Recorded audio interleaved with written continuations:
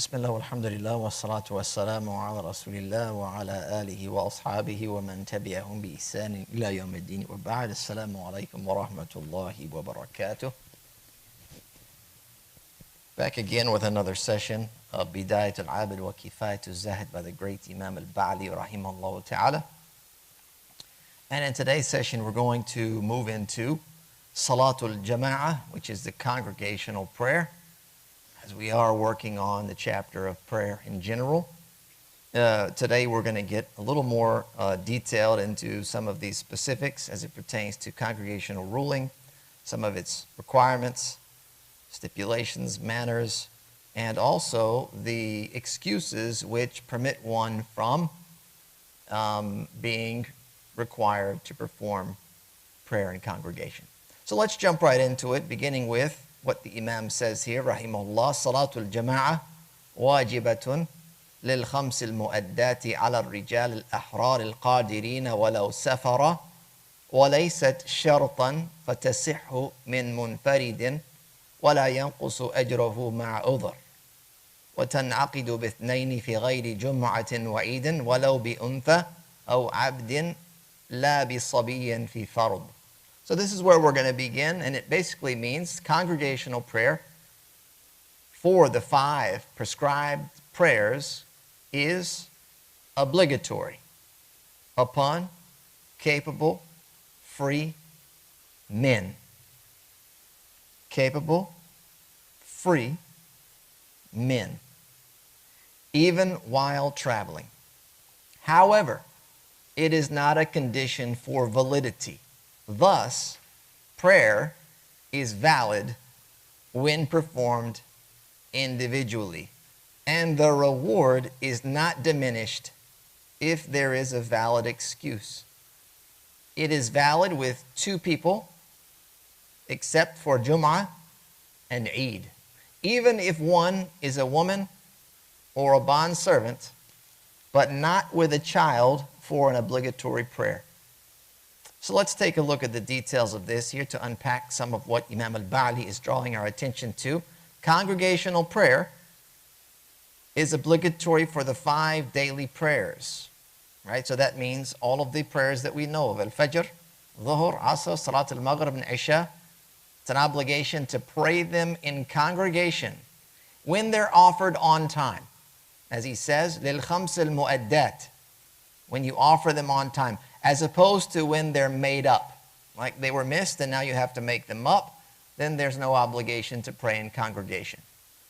Okay, so the congregational prayer is obligatory when they're being offered in their times, and we understand there's a window for those times. It's not necessary that we're talking about the congregational prayer in the Masjid, because that's held once and there's still a window of time in which the prayer is on time. Right? So you may miss the congregation in the Masjid. It doesn't excuse you from congregational prayer until, and this would be unfortunate, you missed the prayer during its fixed time. Okay, then you'd have to make it up as you are obliged to do so, and you could make it up on your own without having to deal with this obligation. And this includes the Friday prayer. It's not just the 5 daily prayers, but the Friday prayer is also a part of this obligation. And this is considered fardu ayn, by the way. It's an individual obligation, not one which is communal in nature, fardu kifaya. And we've talked about the difference between the two. Individual obligation means everybody that this is applicable to is required, as opposed to some of them from within the community in order to fulfill the basic requirement of what's being obliged. Okay, an individual obligation. And because it's an individual obligation, those who abandon it are to be confronted. Much like those who abandon the adhan, and that's something we've discussed in the past. And the obligation here applies to, as I tried to allude to or hint at, applies to men, which excludes women. Okay? So it's not obligatory for women to pray in congregation. It's recommended for them to pray in congregation in a group of women. Okay, it's recommended for them in this case.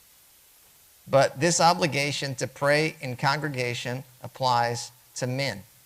who are free, and this would exclude any bondservant or anyone who's considered partially enslaved, such that they were purchasing their freedom.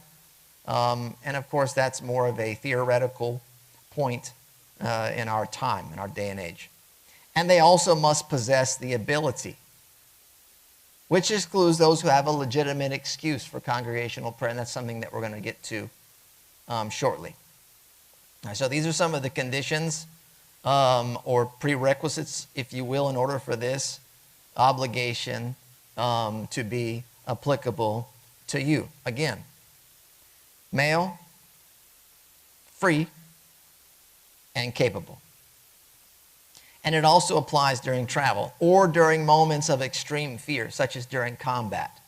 And that's one of the evidences that they use in order to show the very critical nature of this obligation, that even when the Muslims during the Prophet's time were in combat, they were still praying in congregation. In fact, it was an injunction we can find in the Quran. So they said that if they were obliged to pray in congregation during combat, like in the heat of battle they were praying in congregation, then the obligation is even more so when you are safe and secure. So how do you establish a congregation? As he mentions here, it's established by two people. There's the Imam and there's the Ma'mum. The Imam is the leader and the Ma'mum is the one that's being led, or the follower. We might call them the follower, we might call them the congregant within a congregational prayer. So here the congregation established by two people, and this is the case for the prayers, all the prayers except for Friday, Jumu'ah prayer, and Eid, because there is a greater number required to establish a congregation, greater than two, according to the school, that is. Right? And there's various different views across the madhabs. According to this madhab, as we'll come to find out, the minimum number is 40 in order for you to establish the Jumu'ah or the Eid prayer. So when you're establishing your congregation here for the normal, regular 5 daily prayers, the minimum number being 2, this can include a female or a bondservant, while the Imam is a free, capable male. Which means that a man could lead his wife, for example, or his pubescent daughter in prayer, and that would be considered a valid congregation for him. He would fulfill his obligation even if the woman was not obliged to pray in congregation. He was leading her in congregation, or the bondservant who's not obliged to pray in congregation, he's leading that bondservant in a congregational prayer. It will fulfill the requirement for him. Does not include a child. He mentions this is important to note. And this is someone who has not reached the age of puberty. Because someone that hasn't reached the age of puberty, they're not required to pray in congregation. As he mentions, you have to be a man as opposed to a young boy. Does not include a child. That means if you as a man have to pray in congregation, it's not going to count for you if you are leading a young boy in congregational prayer. They wouldn't be considered a member of that congregation. They would count as a member of the congregation for a voluntary prayer. And they could potentially lead a mumayyiz, that's a child that is the age of discernment, and we've said that's at the age of 7 until puberty. They could be considered a valid member of a congregation in a voluntary prayer, or they could potentially lead even adult males in a voluntary prayer. Or they could be a valid congregation or lead a congregation if all of them are around that same age, meaning none of them are pubescent. I said we have a group of mumayyizim. They're like, 7, 8, 9, 10, 11, and they're praying together, which they should at this point. If they're together, they should be praying, and then they can lead a valid congregation together.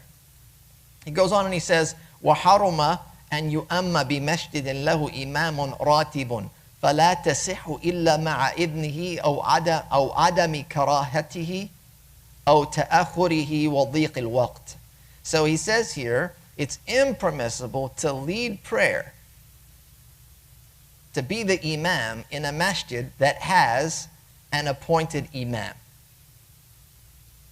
The prayer is only valid with his permission, his lack of objection, or his delay when the prayer time is nearing its end. So now we're talking about some of the mannerisms of congregational prayer within the masjid. Okay, so it's impermissible to lead prayer in a masjid that has an appointed imam. The imam muratib is the one that's been assigned. He's fixed as the imam of the masjid. He's the one that leads the prayers. There could be multiple imams that are of this category in one masjid. Okay? There's an official imam or imams that have been appointed and fixed to lead the prayer. They are not to be surpassed and someone else leading the prayer. Not only is it impermissible, their leadership is considered invalid, meaning they led the prayer. The prayer is invalid for them and everyone else that they're leading, unless the imam has given express permission. If I'm not here, lead the prayer. I don't mind. Anybody that's here that can qualify as an imam, which we're going to get to, lead the prayer. Then the prayer is valid. It doesn't matter at that point. Or it's known that the imam doesn't mind, doesn't require express permission. He can give express permission, or it's known, look, the imam doesn't mind that other people lead the prayer. If he's not here or whatever the case may be, it's not a big deal. Or in the event that he hasn't given express permission, and we know that he minds that the prayer is being led by someone else in his masjid, but he's late, and now the time for prayer is about to expire, which would indicate that the people are waiting for the imam. Okay, just because there's a time that is customary for people to pray, if they know that, look, the imam doesn't want people leading the prayer,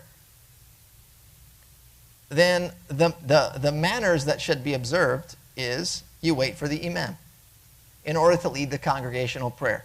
You wait, and then if it looks like the time's going to run out, then you're excused now, and you can lead the prayer, and it will be valid for you in that case. Okay? It's also to be noted that it's not impermissible or disliked to hold a second congregation after the appointed imam has concluded his prayer. So in the event that the imam has already led prayer and a group comes in later, afterward, they miss the congregation with the imam. Now it's perfectly fine for them. In fact, they may have to fulfill their obligation. They can pray right here in the masjid after the first congregation with the imam has been held. And of course, it's not impermissible, and it's not disliked. The only time in which it would be disliked to hold a second congregation is if you're in Masjid al-Haram in Mecca or you're in Masjid al-Nabawi in Medina. Then it's disliked. Not impermissible, it's disliked in that case. In order to preserve the sanctity of the first Jumu'ah, so that you get people to come for the first one as opposed to allowing multiple different congregations being held, which can lead to people just becoming negligent with the initial congregation. I say, I'll miss this one. Me and my friend, we're going to go in 30 minutes or an hour. We're going to go later, and we're going to perform prayer then. All right? So the idea is to kind of safeguard the sanctity of that initial congregation in those two very special places.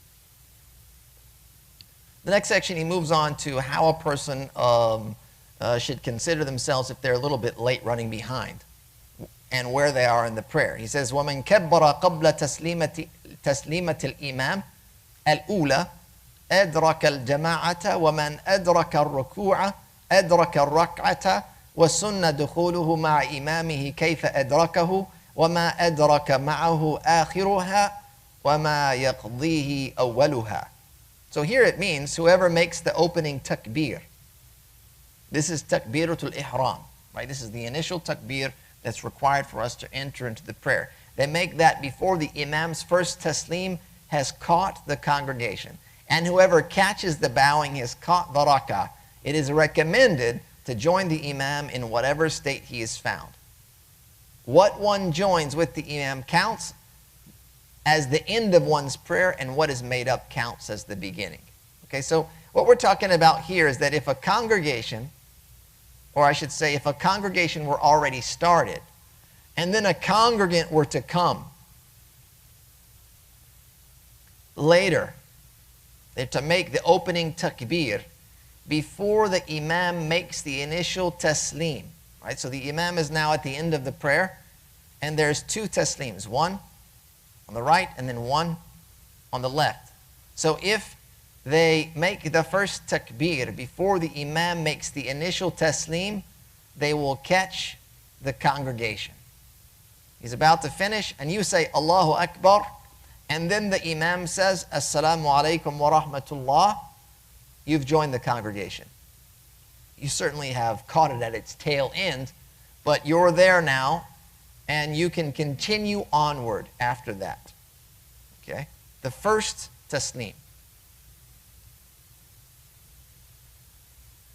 And then, if they were to make it to the bowing position, as he notes, they will have caught the rak'ah. Right? So in this scenario, the Imam is in the bowing position, the ruku'. And so you come into the masjid, you're running behind, and you're able to catch the Imam in that position. And the stipulation here is that you can reach the minimum requirement of the bowing position before the Imam rises from the minimum requirement of the bowing position. Okay, and the minimum requirement is such that you're bowing, and some have defined it such that you have bowed to the degree that your hands are able to reach your knees, before the Imam has stood up to the point that his hands have now left his knees. So if you're able to catch that, then you've caught the rak'ah. And this must be done with a level of certainty. You know that you've made it. If you doubt that you made it, then it doesn't count. If you think the Imam has already moved on, and then you reach to that position we've described, the minimum amount of bowing, you're like, look, the Imam's already stood up. And then at that point, you don't count that as your first rak'ah. So you cannot have any doubt here. It has to be certain. And it's also a condition that you made the opening takbir while you were completely standing. Right? Remember, the takbiratul ihram has to be made while you're standing. Allahu Akbar. Whether you raise your hands or not is of no, it's a sunnah to raise the hands. So you had to have at least said Allahu Akbar while standing completely before you move into the bowing position. If you say Allahu Akbar while you're moving, meaning you're not standing when you complete it, then it doesn't count. So you have to be careful here. You don't want to sacrifice completion for catching a rak'ah. So as long as you've said Allahu Akbar, and we're going to raise our hands as it is a sunnah to raise your hands, Allahu Akbar, and then you move into the bowing position before the Imam raises as was described, then you will have been considered to have made the rak'ah, and you count that as one for yourself.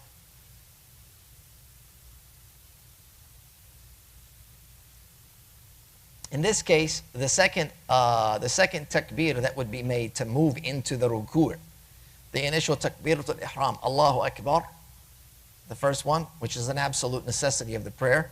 The second one, which would be typically something you would have to do, in this case is considered a sunnah.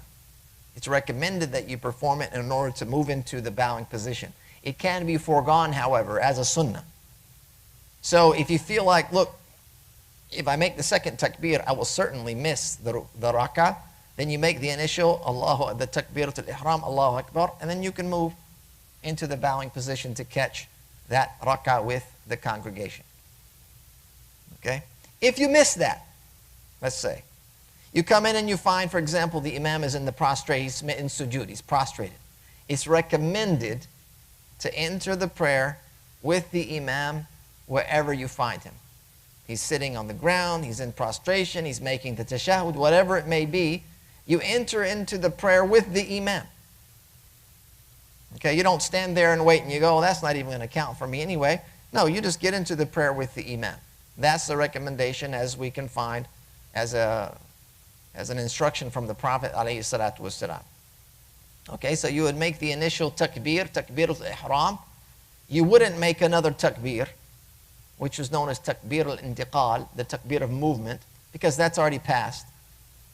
Right? And then you would sit down or you would go into the prostration. You would just basically follow along from there, and you wouldn't count that as a rak'ah. You would just be joining the congregational prayer. He notes that whatever they catch with the Imam is considered the latter part of their prayer. And whatever they have to make up is considered the first part of their prayer. This means that if they join the prayer after the first rak'ah, they do not make the opening supplication. That's dua al-istiftah. They don't make the ta'awudh. A'udhu billahi minash shaitanir rajim. But they carry on after that. And then when they stand to make up that missed rak'ah, the missed section of the prayer, they will then incorporate these acts into what they missed. They would then start by saying dua al-istiftah. And then they would say, A'udhu billahi minash shaitanir rajim. And then they would begin by reciting al-Fatiha. Because they missed the first rak'ah, for example, in this scenario, then they would recite an additional chapter after al-Fatiha. Okay, and then they would carry on like that. If they missed one, if they missed two, then they would read again in the second one that they're making up, because that's considered like their second rak'ah, even though it's the last one in their prayer. It's a makeup. And what are they making up? They're making up what they missed. And what do they miss? The first rak'ah and the second rak'ah, in which contains dua al-istiftah in the first, a recitation after al-Fatiha, and a recitation in the first, and a recitation of al-Fatiha in the second, if they would have missed both the first and the second. So those are the things that you make up for. Basically, you make up for dua al-istiftah, at-ta'awudh, right? That's the opening supplication, and the prayer of refuge. And then you make up for an additional chapter that's to be recited. Okay? And then you maintain the basic structure of the prayer throughout, such that you wouldn't make the tashahhud in an odd place. There is a structure of the prayer, that the tashahhud is made in the second rak'ah that you pray, or the third in a 3 rak'ah prayer, and in the fourth in a 4 rak'ah prayer. So you would maintain the basic structure. The only things that you would consider when making up, as described, would be those that I mentioned. Istiftah, at-ta'awudh, qira'at surah ba'd al-Fatiha. Those basic things there. That's what you would be making up. If you have any questions, we'll discuss this at the end, inshallah. Because sometimes this can get a little bit complicated, trying to imagine, the scenario that you might find yourself in and what you should be doing. The next line reads, وَيَتَحَمَّلُ عَنْ مَأْمُومٍ قِرَاءَةً وَالسُّجُودَ سَهْوًا وَتِلَاوَةً وَسُتْرَةً وَدُعَاءَ قَنُوتًا وَتَشَهُّدًا أَوَّلًا إِذَا سُبِقَ بِرَكْعَةٍ. Here he says, the following are borne by the Imam on behalf of the follower. Recitation, the prostrations for forgetfulness and recitation, the sutra, the qunut supplication, and the first tashahhud if the follower joined after missing 1 rak'ah. And basically what he's saying here is that the Imam bears the burden of the congregant in 8 things he mentions in his explanation. There's 8 things that the Imam bears the burden of the congregant in prayer. Number 1 is reciting the opening chapter of al-Fatiha. It's the Imam's responsibility to carry that obligation. He's going to recite al-Fatiha, and that's going to count for the ma'mum. Which means that the congregant's prayer is valid without qira'at al-Fatiha. Regardless the type of prayer, whether it's an audible prayer or a silent prayer. In this case, it's recommended that the ma'mum, the congregant, read al-Fatiha, not an obligation for them. That's what the Imam's going to handle. The second is the prostration of forgetfulness if the congregant entered with the Imam at the beginning of the prayer. So the Imam's going to take care of whatever mistakes were made throughout the prayer with his sujood as-sahw. Okay? The third is the prostration of recitation.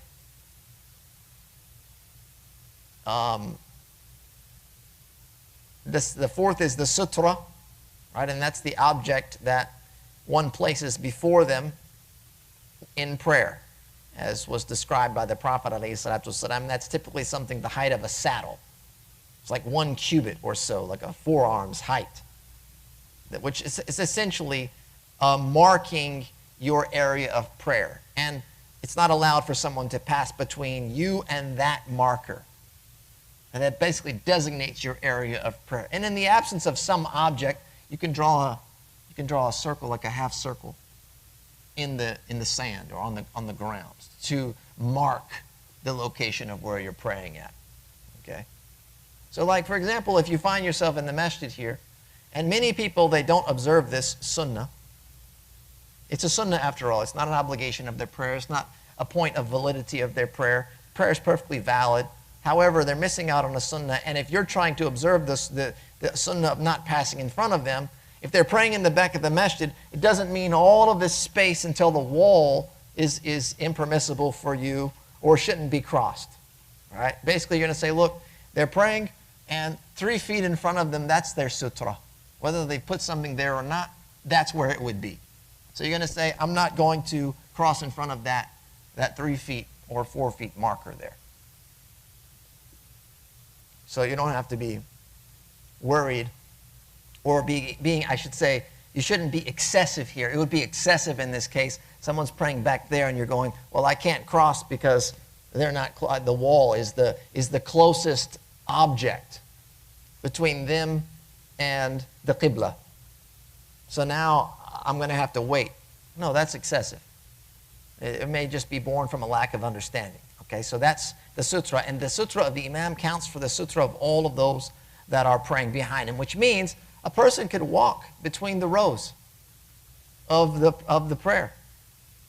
And that may be something required. If somebody needs to, they accidentally invalidated their wudu, now they have to get out of the prayer. Now, it may be the best thing to just go straight down the rows to find an opening in order to, instead of cutting through people, that may be the best course of action. And so you're not crossing over everybody's sutra. The Imam sutra is for them all. It's going to be sufficient for them. The fifth is the dua al-qanut, such that the congregant can hear the Imam when he makes that dua, in which case they follow the Imam by saying Ameen, when appropriate. When the Imam makes a dua, which is asking of Allah something, they say Ameen. The sixth is the first tashahud if the congregant misses the first rak'ah. And so in this case, what happens is, they're in the second rak'ah with the Imam, he makes the tashahud al-awwal, the congregant's going to sit down and follow the Imam, even though, right, what's going to end up happening in their second rak'ah, they're not going to sit because the Imam's going to stand. It's for his third. So he's going to take care of that tashahud al-awwal for you as you've missed it in its legislated place in the structure of the prayer. The seventh is saying Sami Allahu liman hamida, and the eighth is saying Mil as-sama'i wa mil al-ardi wa mil ma shitta min shay'in ba'du. These are all supplications that we've discussed earlier in the description of prayer, and those are going to be shouldered by the Imam. The congregant would not follow in saying those things. He goes on and he says, well, this is when we're going to talk about who should be selected as the Imam. He says, وَالْأَوْلَى أَنْ يَشْرَعَ فِي أَفْعَالِهَا, or excuse me, how the follower is going to be following the Imam. وَالْأَوْلَى أَنْ يَشْرَعَ فِي أَفْعَالِهَا بَعْدَ إِمَامٍ فَإِنْ وَافَقَهُ فِيهَا وَفِي سَلَامٍ كُرِهَ وَإِنْ سَبَقَهُ حَرُمَ وَإِنْ كَبَّرَ لِإِحْرَامٍ مَعَهُ أَوْ قَبْلَ إِتْمَامِهِ لم تنعقد وإن سلم قبله عمدا بغير عذر أو سهوا ولم يعده بعده بطلت. Okay, so here basically saying that it is preferred to begin the actions of prayer after the Imam. The Imam has been designated to be followed, meaning the Imam initiates and the congregation follows. And this should be done in a manner that is not in opposition to him, such that there's a long delay between what the Imam does and the congregant. It's takhalluf. Basically, that you're being so late afterwards, you're now tardy. Right? So the Imam says Allahu Akbar and moves, and then you follow suit instead of waiting. And perhaps a prevalent example of this would be the The Imam says, Assalamu alaikum wa rahmatullah, concluding the prayer, Assalamu alaikum wa rahmatullah, and the congregant remains in prayer, continuing to make extra whatever they're doing in their prayer. Perhaps they're just making extra supplications, taking an excessively long time, and then they end their prayer. The Imam has already concluded, and you've delayed to the point now it's like you're tardy, you're takhalluf. You're not following now, you're on your own. Right, so the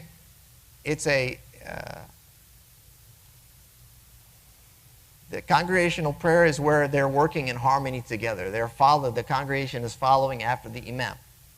Like coinciding with him in those actions or in the salam is disliked. Coinciding here, we're talking about muwafaqah, which means to do it at the same time. So now you're no longer following, you're matching the actions of the Imam. It's disliked for the congregant to match the Imam in these actions, which includes the salam. So when the Imam says, Assalamu alaikum wa rahmatullah, and you match with his salam, this is disliked. Matching the Imam does not invalidate the prayer. But the sensitive nature of matching the Imam is that it's very possible that you could go before the Imam. And if you go before the Imam, performing the acts of the prayer before the Imam is impermissible. It's haram to do so. And so whoever bows, prostrates, or rises from the bowing or prostration before the Imam intentionally, they must return to the previous position so that they can perform it with the Imam. If they intentionally refuse to return back while knowing this ruling, meaning they know they have to go back, and they've intentionally refused to go back, the prayer is invalidated. So look, I've stood up before the Imam, knowing that I've gotten up before, and now I need to go back in order to be in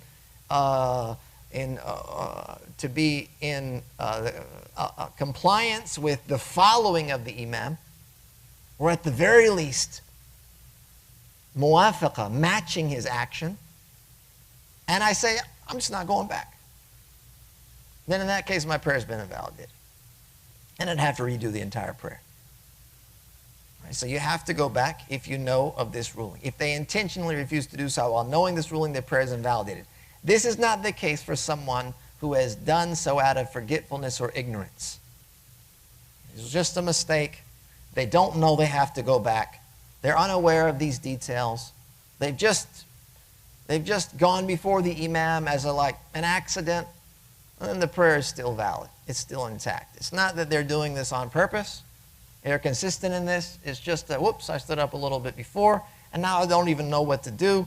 I just stand there, and then I continue following the Imam after that.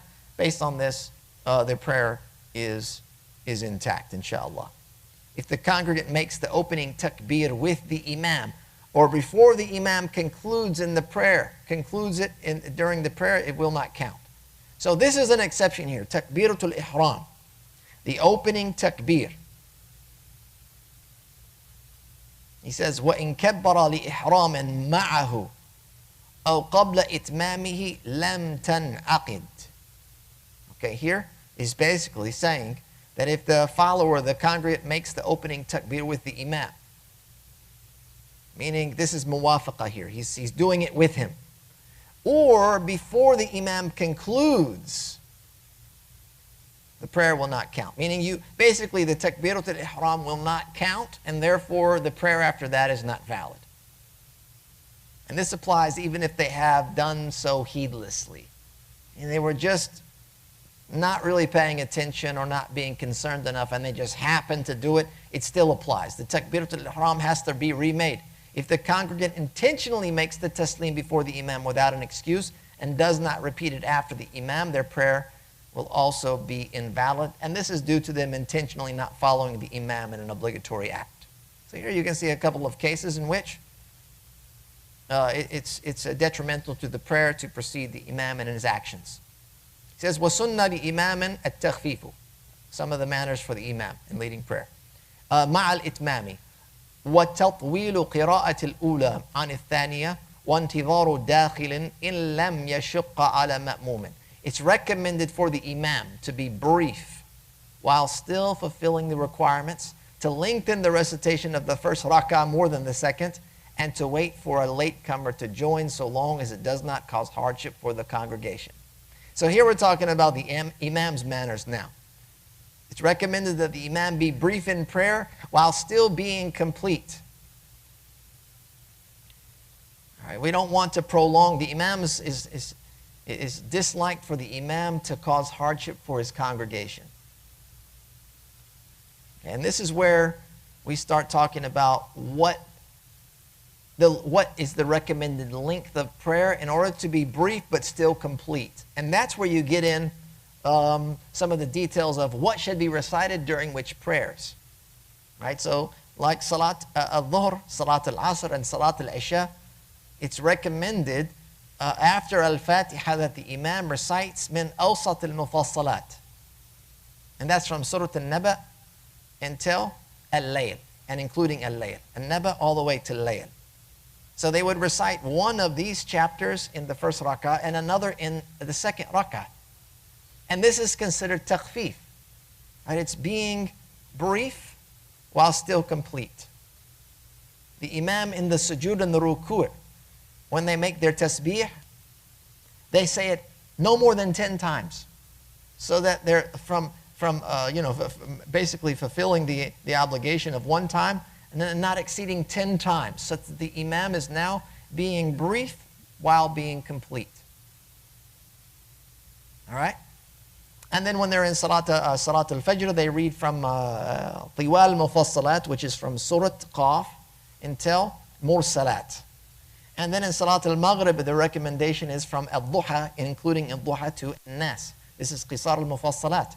And so picking chapters within these kind of sections is what helps you understand the length of what is considered brief yet complete.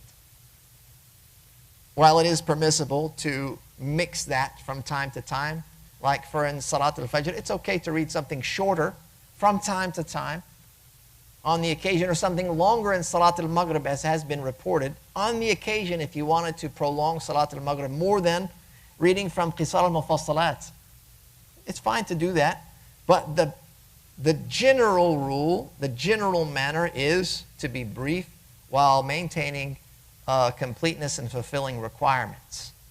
And this also means that it's disliked for the Imam to speed up in the prayer to the point that it prevents the congregant from performing the desired acts of the prayer. And this might be seen in some areas where the Imam is he's made calculations and he's jumped into hyperspace. And the congregants just can't keep up. The Imam's moving at such a speed that the congregant is falling behind and is unable to basically perform the recommended acts. That also includes the recommended body positions. They're moving at such a rate that they cannot position their body in a manner that's recommended. So the Imam has to watch out for being too long and too quick. Okay? There's a balance here. The Imam has to consider many things in the prayer and has to bear the burden of many things in the prayer. As the hadith says, that Imam al-Dhamin, the Imam is held accountable, right, basically. He's held accountable. And the last thing he mentions here is the Imam has the recommendation to wait for a person. He says he recommended that they recite longer during their first rak'ah than during the second. This is also a recommendation of the Imam, such that the second chapter that they read after the Fatiha is longer than the chapter they select to read after the Fatiha in the second rak'ah, such that the prayer gets shorter essentially as you proceed. It's longer in the first, shorter in the second, and then of course the third and the fourth, there's no extra chapter to recite, and so those are the shortest units of the prayer. And then the last thing he mentions from the manners of the Imam, this is what he mentions here as kind of being summarized. We can find other recommendations for the Imam to consider, and that is waiting for someone who's entering while they're in the prayer, meaning a latecomer. They've started their prayer, And it might be that they hear somebody coming, or they feel that somebody's coming in some way. And so they're going to wait in that rak'ah so that they can reach the prayer on time to make the rak'ah. It may be that they read more, or that they're in the ruku and they hear somebody coming and they hold the position such that it allows the person to come and to comfortably join the prayer and catch the congregation where they are in that given rak'ah, so long as it does not cause difficulty for the congregation. Right? So it may be that, look, in our scenario, the imam's standing here and he happens to see somebody crossing the street, and he knows, look, oh, that's so-and-so, he's coming to join prayer. But if I wait for them to join, it's going to take them 5 minutes, and forget about it, they have to make wudu. So I see them coming from across the street. I already know, like, there's no way. I'm just going to go. They're going to catch us later.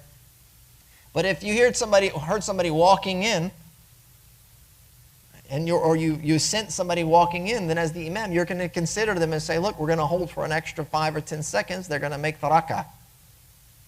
Unless it, as I described, causes some difficulty.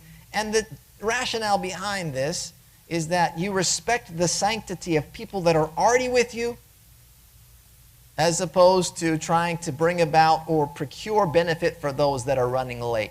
You give preference to those that are already here, as opposed to those that are coming late. Right? And that's essentially what we can find in the nature of the prayer in general. Right? Those that come and get the first line have a greater reward than those that come and occupy the lines or the rows behind them. For Jumu'ah prayer, those that come earlier in the day have a greater reward than those that come later in the day, before the Jumu'ah starts. And then forget about those that come after the Jumu'ah's already started. Right? The book's closed. Right? That extra reward is gone. The virtue is gone. Now it's just fulfillment of obligations at that point. Right? You're missing out on tremendous reward. And so that is to be acknowledged in terms of, how the imam considers his congregation. And so that kind of concludes this kind of topic here. It moves on now to selecting an imam. Who's preferred to lead prayer? And he says, al-awla bil-imamati al-ajwadu qira'atan al-afqah. ويقدم قارئ لا يعلم فقه الصلاة على فقيه أمي ثم الأسن ثم الأشرف ثم الأتقى والأورع ثم يقرأ وصاحب البيت وإمام المسجد ولو عبد أحق إلا من ذي سلطان فيها. So the most entitled to lead the prayer is the one who is best in recitation and most knowledgeable. Best in recitation and most knowledgeable. Al-ajwadu qira'atan al-afqah. So these are two qualities that we're looking at first to give preference. Not only do they have the best recitation, and that doesn't necessarily mean the most beautiful voice, because a person that can have a beautiful voice could be making multiple mistakes in the prayer. Their voice may be very beautiful. But here we're talking about qira'ah sahiha. You have a valid recitation. And there are rules that have to be followed, not only in tajweed, but in the basics of pronunciation, which we'll talk about here shortly. Okay? And then they're most knowledgeable of the rulings of prayer. What's considered a rukn, what's wājib, what's sunnah, what happens if one of those are missed, how to proceed if there's been a mistake made, etc. The person that knows most about the prayer with the best recitation is certainly given precedence over those of a lesser status. After that, he says, a reciter who does not know the rulings of prayer takes precedent over a jurist who is illiterate, followed thereafter by the eldest, then the most noble, then the most pious and scrupulous, after which lots are drawn, the resident of the home and the designated imam of the masjid, even if a bondservant or more deserving, except when superseded by one in authority over them. So to look at some of the details of that here, after the imam who has the best recitation and is most knowledgeable of prayer, Then the one who is able to recite but does not know the legal intricacies of prayer is given preference over the one who does know the legal intricacies but cannot recite. Okay, so one who's able to read properly, and they don't know all of the rulings. I mean, they know how to pray, obviously. They know, like, I got to make these are the basics of prayer, I got to do those things. They might not know all of the details, but they can perform prayer validly. They're given precedence over one who knows all of the details but can't recite. Okay, so now you can see where recitation stands in terms of detailed knowledge of prayer. Recitation is everything because you have to fulfill some requirements in reciting in order for the prayer to be valid. Knowing whether this is a rukn or a wājib or a sunnah is not a point of validity for prayer. If you don't know that, it doesn't mean your prayer is invalid. As long as you do them properly, the prayer is good. It doesn't matter if you know them or not.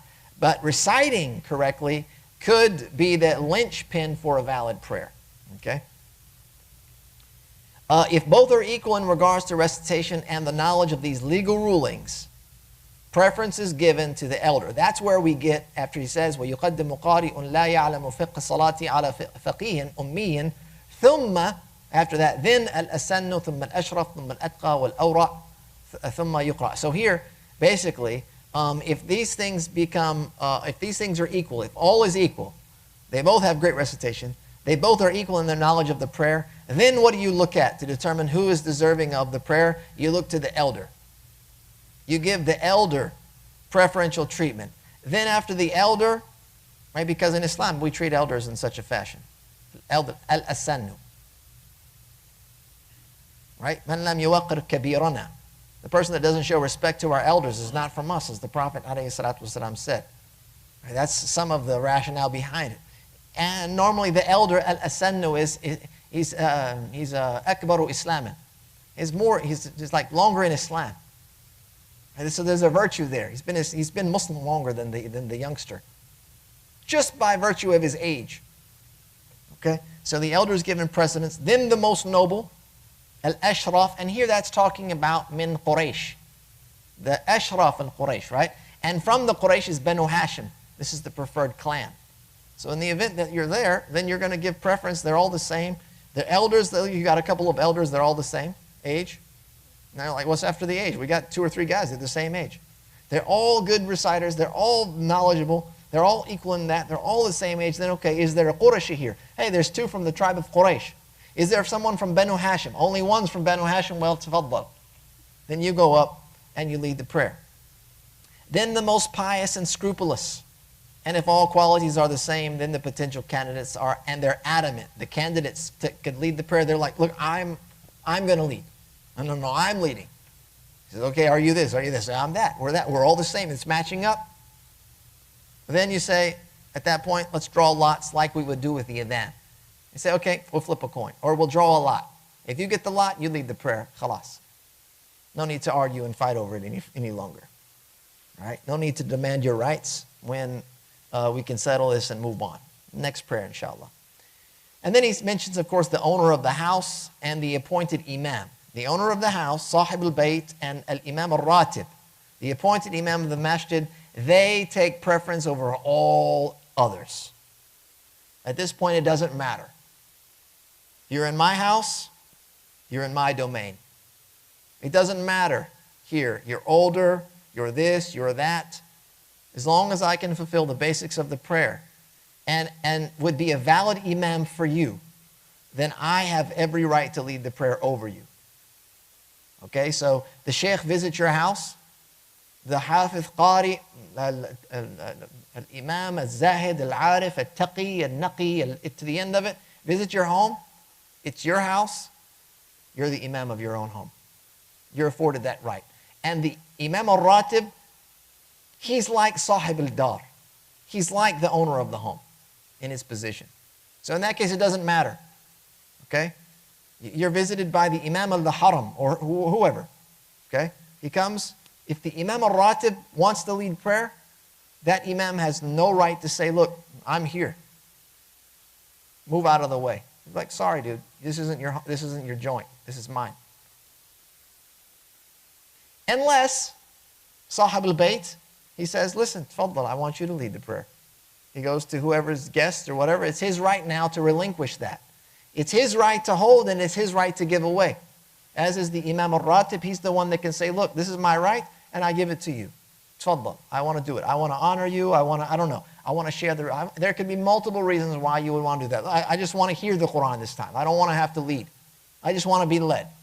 Right? That can be done. And then the exception of that, of course, is someone who has authority over them, and this would be like the sultan. Right? So the Muslim leader comes, the president or the whoever comes, the official ruler of your region or your land or country or whatever it may be. They come, they visit your masjid, and in that case, they're actually, in the Islamic structure of things, they would be in charge of all this stuff anyway. Right? So in that case, the Imam al-ʿa'zam is what we would call him. You'd say, look, I'm going to lead the prayer. These are my followers. Then the Imam al-Ratib's got to go, look, you're my boss anyway, so yeah, it's your place.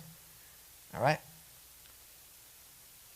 He says, وَحُرٌّ أَوْلَى مِنْ عَبْدٍ وَمُبَعَضٍ وَمُبَعَضٌ أَوْلَى مِنْ عَبْدٍ وَحَاضِرٌ وَبَصِيرٌ وَحَضَرِيٌّ وَمُتَوَضِّئٌ وَمُسْتَعِيرٌ ومستأجر أولى من ضدهم ولا تصح إمامة فاسق مطلقا إلا في جمعة وعيد تعذرا خلف غيره.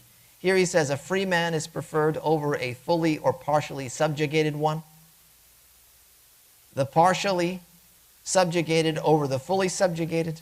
The resident, the sighted, the townsman, one with wudu. The owner of what is lent and the renter are all preferred over their opposites. Leading prayer as a sinner is categorically invalid. وَلَا تَصِحُّ إِمَامَةُ فَاسِقٍ. Leading prayer as a sinner is categorically invalid. Mutlaqa here. The sinner or the fasiq is somebody that's engaged in a major sin or who is consistent in minor sins. That's how they define a fasiq. All right, they're not in a position to occupy this role in their community, to lead prayer. You could also have fisq that is i'tiqadi. It could be one in which, it's based on your doctrine or your belief, and we'll talk about how that could actually invalidate the prayer. Except in the case of Jumu'ah and Eid, when unable to pray behind another. Because it may be that the ruler, for example, comes and demands to lead the prayer, Jumu'ah prayer, and he's a fasiq. And you've got no option at this point to pray Jumu'ah or Eid in another location. There's not being offered elsewhere. And then you're going to pray behind them, and this would be ta'adhuran khalfa ghayrihi, right? And you'd be excused because you're unable to establish it behind a different imam. And all of these things that I mentioned here, we're going to, because this is an entry-level kind of manual here, hurrun awla, the free person over the subjugated, etc., etc. You're going to find some evidence or some rationale behind all of these within the more expansive works of the madhab as to why they're given preference one over the other. He says, وَتَصِحُّ خَلْفَ أَعْمَى وتصح خلف أعمى أصح وأقلف وأقطع يدين أو رجلين أو أنف وكثير لحن لم يخل المعنى لا خلف أخرس وكافر ولا إمامة عاجز عن شرط أو ركن إلا بمثله إلا الإمام الراتب بمسجد المرجوة زوال علته فيصلي جالسا ويجلس خلفه وتصح قياما ولا إمامة امرأة وخنثى لرجال أو خناثة ولا مميز لبالغ في فرض. So here he says it is valid behind the blind, deaf, uncircumcised. Is that what you have in your text there?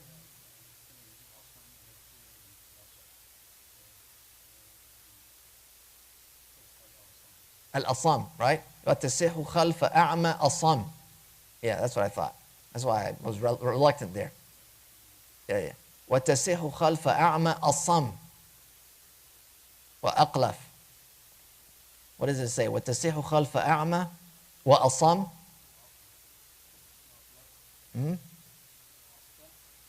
But the first one says وَتَسِحُ خَلْفَ أَعْمَى وَأَخْلَفْ. It says أَعْمَى أَصَمْ. Okay, so like the deaf, the blind and the deaf. Yeah. The blind and the blind deaf. Okay. So he says وَتَسِحُ خَلْفَ أَعْمَى أَصَمْ وَأَقْلَفْ وَأَقْطَعْ يَدَيْنِ أَوْ رِجْلَيْنِ. All right, so just make a correction there in your text.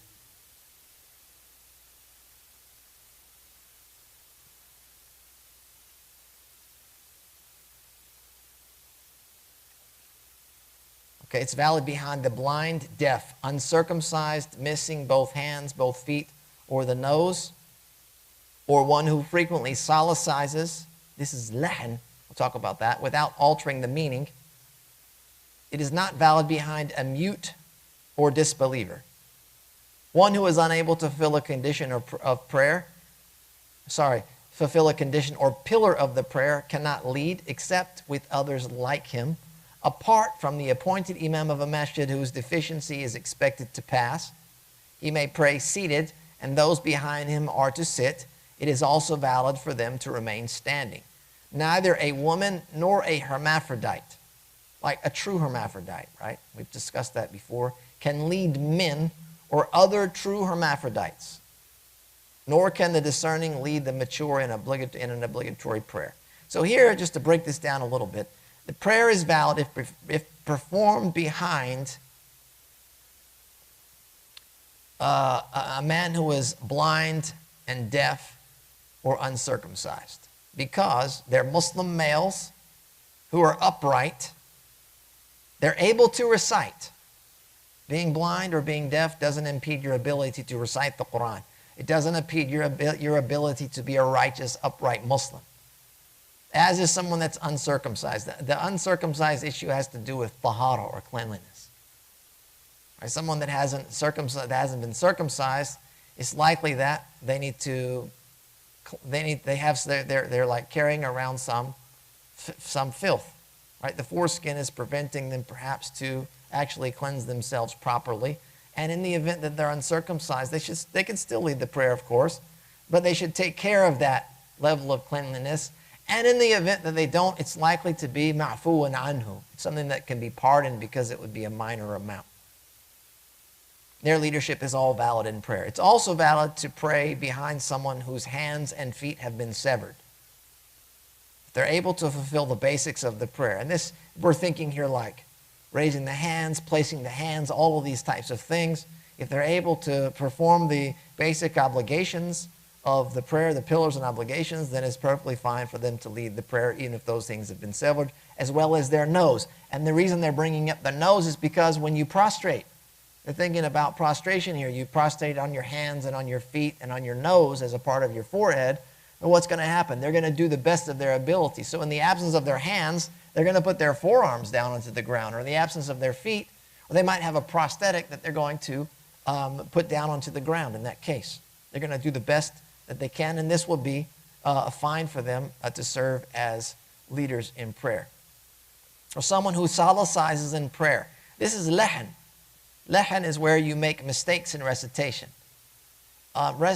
Mistakes can be made in your recitation that don't alter the meaning, and this is known as a lahan al-khafi. It's like a light mistake or salicizing of your reciting. Then there's a lahan al-jali, which is where you make a major mistake in your recitation, such that it would alter the meaning. And this could be by changing the vowel markings, such that it changes the words. Or it changes the vowel markings could change the position, grammatical position of the word, changing the meaning in its entirety, to the point that you could make one vowel marking off and it would be a statement of kufr. It could be a statement of disbelief. It's not said intentionally, so it's not like the person is a kafir or actually fell into kufr. It's a mistake. It's like the person that said out of like sheer excitement, "Ana rabbuka wa anta abdi," calling to Allah. "Anta abdi wa ana rabbuk." You're my servant and I'm your Lord. He just flipped them around. He meant to say, "You're my Lord and I'm your servant." Right? But saqt lisan, like just this mistake was made, and so it came out opposite. It doesn't mean like, oh, that's kalimat kufr, now you're a kafir. No, that's not at all. That's not it at all. But here, and we're talking about the person that makes these minor mistakes, the prayer is still considered valid so long as it doesn't alter the meaning. If they make this lahan khafi, it's like a light mistake, and one that can be overlooked, they can continue to lead the prayer. And this may be a changing of a vowel marking, but it doesn't impact the sentence. It's wrong, but it doesn't change the meaning. It's like, yeah, that's not the right one, but the meaning's not altered to the point that it's changed. Like the structure's not altered to the point that it's changed. Or there might be some pronunciation issue that you've, like, the letter is not quite the way that it needs to sound, and so but it's not going to alter the meaning. And even in the Fatiha, they give some leniency for the letter Wad. If it's pronounced with a Va, for example. Wala dhalin. Instead of wala dha. If they say Va, wala dhalin. Right? They give some lenience here within the madhab. Okay? Otherwise, the Al-Fatiha is an absolute. Like if you miss a shadda, where you double the letter, then you've missed the letter, which means you haven't recited Al-Fatiha in its full. And so in that case, the prayer is invalid. And you shouldn't be leading the prayer. Unless, of course, you're leading prayer among people of the same status. They all make those mistakes. He says it's not valid to pray behind someone who is mute, even if everyone else is mute. As they can't fulfill the basic requirements of the prayer, they shouldn't be leading others in prayer. They would have to pray by themselves. It's also not valid to pray behind a disbeliever. Here, meaning if their disbelief is based on an innovation. It's taking them outside of Islam. The innovation that they hold is something that's considered bid'ah mukaffara. Removes them from the faith, even if they were to hide such an innovation. Like, it's not something that they publicize, but it was known. Or themselves, they should like be leading congregational prayer among the Sunni Muslims. The leadership in prayer of one who is unable to fulfill a requirement, like they're unable to remove impurities from themselves, or one who is unable to fulfill a pillar, like the bowing position or prostration. They're unable to stand. Then it's not valid for them to lead prayer unless everyone else is of the same status. No one can stand. They're all bound and shackled. They're all paralyzed. They're, something of that nature where no one can stand. Then it's okay for the person that can't stand to lead those that cannot stand, etc.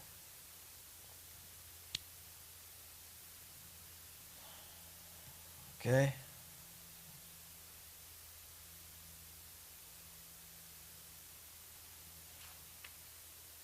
Let me see this. Okay, let me see here.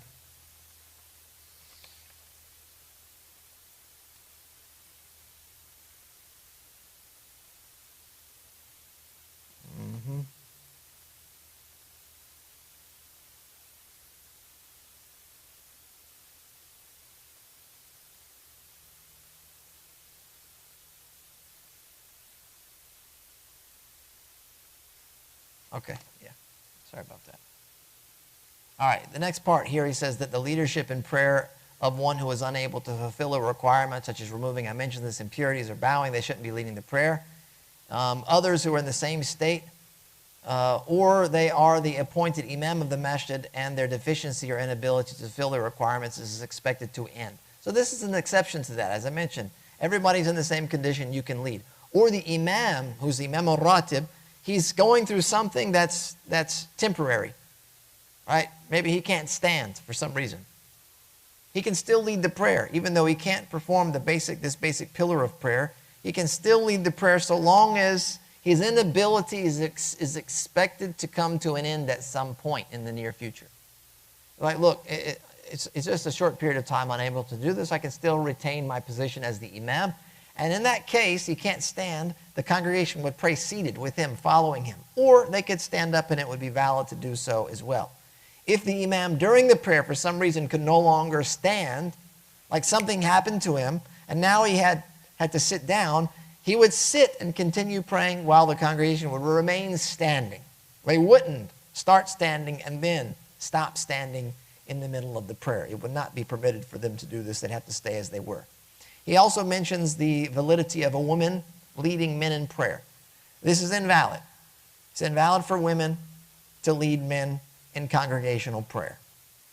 Or a true hermaphrodite to lead a man in prayer. Or other hermaphrodites, because that's the one that doesn't know their actual sex. They have an appearance of both. They have physical genitalia of both sexes, male and female, and they're uncertain as to what gender they actually are. Not today's, I identify as a. That's an imagination.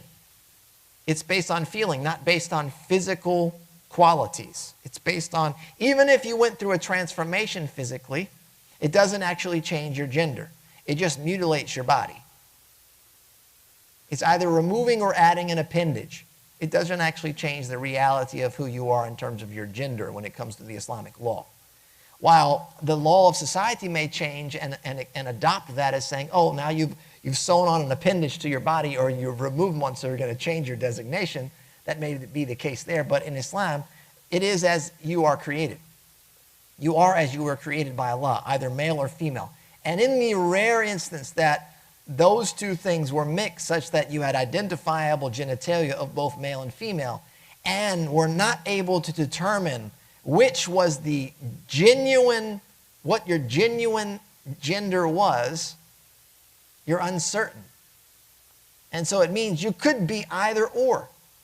And therefore you could not lead men in prayer because you could genuinely be female. And a female can't lead men in congregational prayer. And you can't lead other hermaphrodites because they could genuinely be male or a portion of them, and you could genuinely be a female, and therefore you wouldn't be permitted to lead those men in prayer. Right? So that gives you some understanding in terms of how the intergender operation works when it comes to prayer leadership. A woman can certainly lead other women in prayer. That's not a problem. And the earlier scholars of the madhab said there was an exception to a woman leading men in prayer, and that was noted in Taraweeh, when there were no men capable of reading the Quran. And they would lead the prayer from behind, such that the men were in the front rows, and the women were standing in the back rows as they do, and she's leading the prayer, they're listening and they're following. That was from the earlier generations, whereas the latter generations, they ruled that out. They said, nope, we've evolved. Like based on our understanding and the application of that, where's the case that there's no men available to read? Right? That may be early in Islam, right? When you don't have generational Muslims. It's just they're converts, and so now it's like we're dealing in scenarios where, look, it's very possible that like everybody's new Muslims here, they don't know how to read, but we still want to recite the Taraweeh, and it may be they permitted that in some cases, and it was narrated as in such a scenario. But as it developed and the Muslim Ummah, the development of the legal code, they ended up settling on even that not being permitted.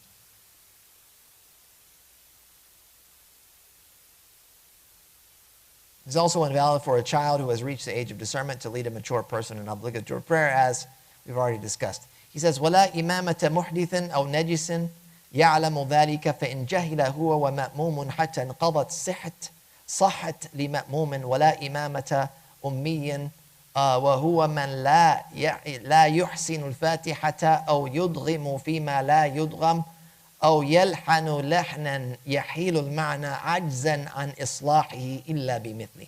So there's no imamship for the following. Number one, the deliberately impure or contaminated with najasa. It is, however, valid for the follower if both he, the imam, and the follower were ignorant until its completion. Or an illiterate. The illiterate here, and we've talked about this before, is someone that cannot properly read al-Fatiha. who inserts diphthongs, which is idgham. That's where you join letters, where none belong.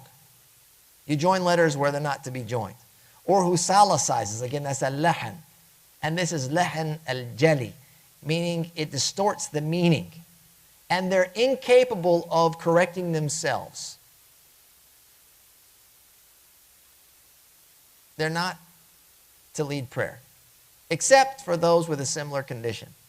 Right, so there you see a couple of categories of people that should not be leading the prayer. So it's invalid for someone who's either in a state of major or minor ritual impurity to lead prayer while knowing that status.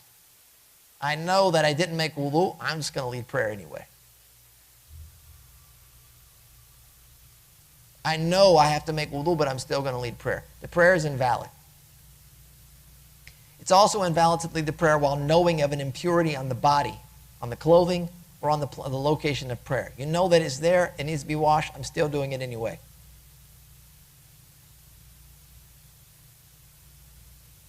And this is talking about impurity that is not overlooked, and we've discussed some of that. Like some of the impurities can be overlooked if they're in minute amounts. Like, for example, a person made istijmar as opposed to istinja. They used solid to clean themselves, like tissue paper, as opposed to using water. So there's athar and najasa. There's like a trace amount of bodily excrement or fluid, right? Urine or feces. That's there. There's a trace. That's considered overlooked because it's an insignificant amount in that particular location. That's forgiven. In that case, it's fine. They can still lead the prayer, is valid.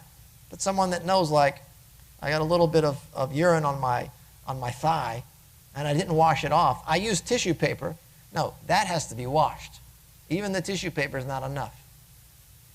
The exception for it to be on the two locations of its exit is there as an exception for those locations only. Right? And that can be overlooked. Otherwise, it has to be clean. So those are some of the examples of when impurity can be overlooked for the Imam. He says if they don't know of the status, meaning that the Imam doesn't know, and the ma'mum, the follower, doesn't know of the ritual impurity or the physical impurity until the prayer is concluded, the prayer is over, then all of a sudden they realize the prayer is considered valid for the congregant. But the Imam is required now to repeat the prayer. It's not valid for someone illiterate to lead prayer. Again, we talked about illiteracy. They can't read al-Fatiha properly. Someone who combines letters together, joining them. They shouldn't, when they shouldn't be joined. You know when there's a shadda, that you join the letters. Alhamdulillahi Rabbil Alameen. Alhamdulillahi Rabbil Alameen. Allahi Rabbi. If they join the letter ha and ra, Alhamdulillahi Rabbil Alameen, that's lahan jali. You see? Alhamdulillahi Rabbi. Not Alhamdulillahi Rabbil Alameen. Where they've joined these letters, they shouldn't be joined there. And then that's what he's referring to here when you render a diphthong, which is not to be rendered as such. You join letters when they shouldn't be combined. And in this case, you're not a valid Imam in this scenario. When there's someone else that can read it without doing that. Like if you did that by mistake in the prayer, if you made that mistake, and then you were able to go back and correct yourself, that's fine. You've corrected the error. You go back and you read it again. Or you forgot something in al-Fatiha, for example, you forgot to recite Alhamdu. You said Hamdulillahi Rabbil Alameen. You go back and you say Alhamdulillahi Rabbil Alameen. You continue on. You've made up for the error. It's no problem. That somebody that reads Alhamdulillahi Rabbil Alameen and they can't physically change that. Alhamdulillahi Rabbil. They just keep doing it. Like they don't have the cognitive or physical ability to make up for these mistakes. Then in that case, look, your appropriate position is behind the Imam that can actually read. Okay? All right. He says, وَسُنَّ وُقُوفُ جَمَاعَةٍ متقدما عليهم فإن تقدمه مأموم ولو بإحرام لم تصح صلاته والاعتبار بمؤخر قدم يقف الواحد أو الخنثى عن يمينه وجوبا والمرأة خلفه ندبا ويجوز عن يمينه ومن صلى عن يساره مع خلو يمينه أو ركعة منفردا لم تصح صلاته. Here it's recommended to stand in front of the congregation. If a follower stands in front of him, even at the moment of ihram, the prayer is invalid. With reference taken from the back of the foot. A single follower or hermaphrodite is obliged to stand on his right, which is permitted for a woman, though preferred that she stands behind him. The prayer is not valid on his left while the right is vacant, or if performed alone for one rak'ah. So here it means that it's preferred that the Imam of the congregation stand ahead of them. He stand in his own line with the rest of the congregation forming a line behind him when there's more than one other person. If a congregant were to stand in front of the Imam, even if during the initial takbir, Allahu Akbar, the opening takbiratul ihram, and then move back to correct their location, it would be invalid for them. Right? So they have to start the prayer in the right place. And the location is based, as he says, on the back of the foot, meaning the heel here. That's how you determine where you are located as in terms of the line. If you're standing next to the Imam, you're looking at the heel, not the front of the toes. Right? Because people's feet are of different sizes. And if you try and match up the toes, the shorter foot person, the one with the smaller size foot, is actually going to be standing ahead because the heel's going to move forward. Right? So you're looking at the back of the foot, the heel. And that's how you would line up typically in the prayer as well, as opposed to where your toes are. You look at where your heels are standing. And then if you're sitting in prayer, it's where you're seated, meaning like your backside, where that's positioned, not your feet. So someone sitting next to you, if you're both seated, they could extend their legs way out past you as long as their backside is on the ground where yours is and not ahead of you, then they are seated in the right place in prayer. If they're seated, their backside is in front of you, while your feet are ahead of you, or while the Imam's feet is ahead, they're like, as long as they don't pass his feet, then he might be seated in front of the Imam. Then the next issue talks about praying alone with the Imam. So now we're talking about two, the Imam and the follower, the minimum number for a congregation. So a man or a true hermaphrodite is required to stand to the right of the Imam. It's recommended that a lone woman praying with the Imam, the man, stand behind the Imam. So like if you're praying with your sister or your wife or your mother or whoever it may be, you're standing and she's recommended to stand behind you. She would be alone in the line. And this is unique for women. Though she's permitted to stand to your right. She's permitted to stand there next to you. What's preferred is that she stand behind you. If the congregant were to pray, be they male,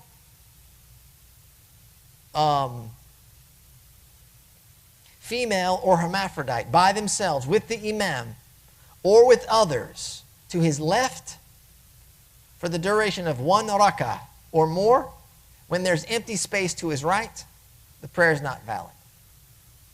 Right? So what we're saying is here is you have to start on the right side of the Imam. If there's no one on the right and you come and join the Imam on the left, and you stand there for the duration of a rak'ah or more, the prayer is invalid. You'd have to be moved over to the right side. Regardless if you're a male, female, or hermaphrodite, it doesn't matter in this case. This is also the case for a man or a true hermaphrodite who prays behind the row or behind the Imam alone, regardless if they do so knowingly or ignorantly, forgetfully, or intentionally. And this is talking about someone who prays by themselves in a row, a man. If they're praying with the Imam and one person, they're obliged to stand on his right. If the Imam is praying and you come and stand behind the Imam and you're alone and you stand there and continue to pray for the duration of a rak'ah, your prayer is invalid.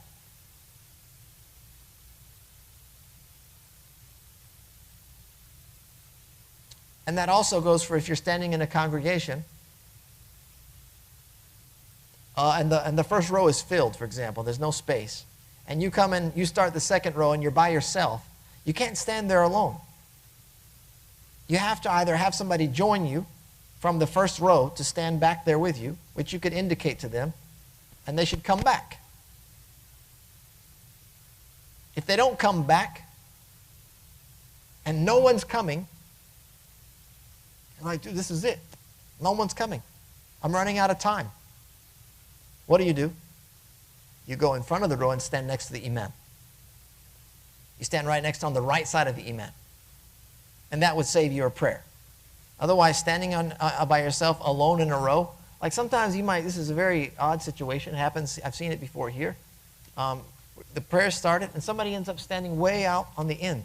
There's a huge gap of space. For some reason they've gone and they stood by themselves.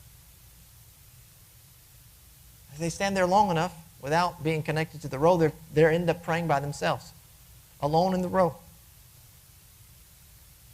And so here, as he says, this is invalid knowingly or ignorantly, forgetfully or intentionally, in all cases. All right? All right, so we're going to take on this last section, then we're going to conclude because we're going on rather long here. He says here, وَإِذَا جَمَعَهُمَا مَسْجِدٌ صَحَّتِ الْقُدْوَةُ مُطْلَقًا بِشَرْطِ الْعِلْمِ بِانْتِقَالَاتِ الْإِمَامِ وَإِنْ لَمْ يَجْمَعْهُمَا شُرِطَ رُؤْيَةُ الْإِمَامِ أَوْ مَنْ وَرَاءَهُ وَلَوْ فِي بَعْضِهَا وَكُرِهَ عُلُوُّ إِمَامٍ عَلَى مَأْمُومٍ ذِرَاعٍ فَأَكْثَرَ وَلَا عَكْسُهُ وَكُرِهَ حُضُورُ مَسْجِدٍ وَجَمَاعَةٍ لِمَنْ أَكَلَ بَصَلًا أو فجلا أو نحوه حتى يذهب ريحه. So if both are in the masjid, following is categorically valid if the imam's movements are known. If they are not gathered inside, it is stipulated that the imam or those behind him are seen, even if just during part of it. It is disliked for the imam to be elevated a cubit or more above the follower, though not the other way around.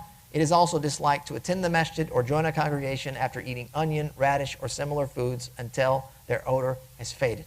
So here, so long as the imam and the congregant are in the same masjid, the imam's leadership for that congregant is valid, regardless if the congregant is able to see the imam or those standing behind him, so long as they are aware of the imam's movements based on being able to hear his takbir. As long as you are in the same masjid, then it's valid to pray behind the imam, even if you don't see him, or you don't see the people that are praying behind him. If you can hear him, it's valid.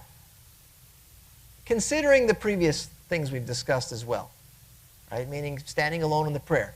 And what this means is, for example, if somebody were to come into this masjid here, and as we have, the main prayer hall, and there's like an overflow section there with walls, a few doors, and then there's a women's section over there, okay, isolated. While we're in the same masjid, if we're praying, there's one row, I'll give you a scenario, it's the imam and there's one row behind the imam. Two people come in, and they recognize that the prayer is coming to an end, and they decide, we're going to start praying right behind that wall with the congregation. We're at the back of the masjid. Yeah, you're like, what? They say, we're going to stop right here, behind that wall, right when they walked in. They're going to pray together. Allahu Akbar. They join the prayer. As long as they can hear the imam and they're in the same building, it's permissible for them to follow the imam. Much like over here. The women that are in this women's section, they can't see well, they can with the videos, but sometimes the video's not there. The broadcast is not available. They can hear the imam because we're in the same building. So long as you can hear the imam, what he's doing, it's permissible for you to follow after the imam when they're in the same building. Now, if they're outside of that building, they're outside of the masjid, then that's a different scenario altogether. It's a different scenario. And this is very common in large masjids. Okay? Masjid Nabawi, for example. From the back of the masjid to the front where the imam is at, you have to walk. You have to walk for like football field, you know. I mean, you're walking 100 or more yards. Yeah. So you could enter, the imam started, and you'll get up to the rows, and you're halfway. The prayer's halfway done. So sometimes, well, all the time, you'll find that people come inside the masjid and they start forming lines in the back. Is that the best thing? No, it's not. We understand the front rows are preferable for men. Is it permissible? Yes, the prayer will be valid. As long as you're inside and you can hear the Imam's intiqalat, takbir al-intiqalat, when he moves, then you can follow the Imam. And so in this case, they start forming rows in the back. And so what would happen is you'll come in and you'll see, it looks like the masjid's full, but you keep walking, you'll find that the middle of it's all empty. These people in the back are typically ones that are working and they have to get back to their job quickly, or they just don't feel like making their way up to the front because they got to walk a football field, and they're like, look, I'm not here for exercise, I just want to make my prayers and I'm going to call it a day. I came in the wrong side of the masjid. Obviously, I didn't get to park up front. Now I'm in the back. I'm not going to walk. Or I'm running behind. I'm not going to miss all of the prayer. They're already forming lines. I'll join the lines. I'm going to miss out on the fadl of the first rows. Whatever. The prayer is still valid. If they're not in the same masjid such that they are both outside, or one is outside and the other is inside, it's only valid if the congregant can see the Imam or see those standing behind him, even if that ability was for a part of the prayer or through a window or a doorway. This also applies to Friday prayer. So in the event, we go with the same example, we're at this very big masjid like Masjid Nabawi, and the person says, look, I'm not even going to go inside. I'm in the outside of the masjid. They have the microphones out there. I can hear, but now that you're outside of the building, you have to be able to see visual cues as well, even if it's just for a part of the prayer. Which means either I can see the Imam or I can see the congregation behind the Imam. It might be that it's like a huge congregation and it's spilled way outside into the street. It's permissible. You're a part of the congregation so long as you can see the people in front of you that are attached to that congregation behind the Imam. That's basically what we're talking about here. And what that rules out is you praying in your room with a live broadcast. And that's a common question, and that was very common during COVID. Can we pray if you're broadcasting online? Or can I pray behind the Masjid al-Haram wa'alam in Mecca from my hotel room? But all I'm watching is the live broadcast. So we have to think for a minute, okay, what are the conditions that permit us to stand behind the Imam and follow him, validly follow him? Well, if we're in the same building, all I have to do is hear him. Good. If we're not in the same building, he's inside and I'm outside, well then now I have to be able to see either him or the people praying behind him. If the rows have, I got a connected series of rows, I can see them. Then I can do that. I can follow. Even if it's just for a few moments in the prayer that I can see that, then it's valid for you to follow after the Imam in that case. So that it kind of gives you a general idea of what we're defining parameters for the congregation. The last thing he mentions here is about the Imam's elevation. He says that it's disliked for the Imam to be elevated above the congregant by 1 cubit or more, though the prayer is valid. There's nothing wrong with the Imam being elevated a little bit like if it was on the first level of a mimbar. Like if the mimbar was quite large and he was on the first level of that mimbar, like the first step, and he can pray there, then that's not like a large height above the congregation. It'd be fine. And a lot of the Turkish masajid, they operate like this. For some reason, the Imam, the mihrab, they have this little platform. The Imam's is like a couple of inches. That's not even 1 cubit. 1 cubit is like the forearm, right? It's like a saddle or whatever. Right? So he's only up a couple inches, nothing wrong with that whatsoever. It becomes disliked if you begin to start getting the Imam higher. And this would be considered when you have a masjid that has multiple levels. Right? So the masjid has multiple floors. So where would be it preferable for the Imam to be standing? On the bottom floor. On the ground level floor. If there's basements, well then it's only disliked that the Imam is above the congregation. That height, the prayer is valid. It's not haram to do so.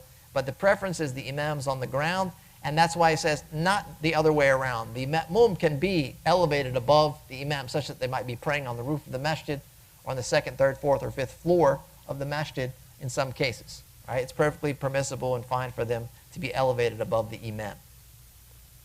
It's also disliked to attend the masjid or to attend a congregation after having eaten onion, radish, or similar foods like garlic, strong odors, until the odor subsides. Anything that's considered offensive.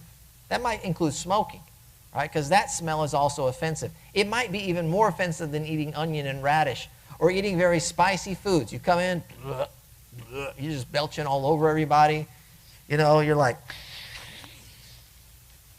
dang, homie, just, man, this iftar was rough. Yeah, he's going to feel that later. Yeah, so those things have to be considered because now you're in a community setting. This is a communal environment where we're considering other people. We're not just considered individuals. We're considering the group as well, the collective. So those odors need to have subsided, either naturally subsided or you remove them in some form. You brush your teeth. You took some, mints or something to get rid of that. Then you can come. So again, dislike to attend in that case. A masjid or a congregation. And this alludes to another point, very important point. And that is that a congregation can be held anywhere. You can establish a Jamāʿah anywhere. The Prophet said, alayhi salatu wasalam, جُعِلَتْ لِيَ الْأَرْضُ مَسْجِدًا وَطَهُورًا. The earth has been made a place of prayer for me and a means of purification. Right? So we can go out and perform a congregation anywhere. While it's recommended to pray congregational prayer in the masjid, it's not a requirement to establish a congregation in the masjid.